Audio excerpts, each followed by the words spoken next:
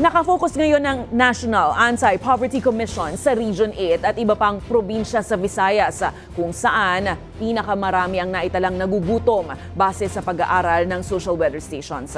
Ayon nga sa survey ng SWS, nasa 27.2% ng mga pamilyang Pilipino ang nakaranas ng hindi voluntaryong gutom sa nakalipas na 3 buwan na pinakamataas mula ng magpandemya. Pinakamataas ito sa Visayas na nasa 33.7%. Tinutulungan ng NAPC ang mga LGU para makabuo ng local poverty reduction plans at mapatupad ang mga programa ng gobyerno laban sa gutom. Kabilang na ang Walang Gutom program ng DSWD at livelihood projects ng DOLE. Layo ng ahensya na mas palakasin ang ugnayan ng national at local government para masaklaw ang pinakaapektadong mga komunidad.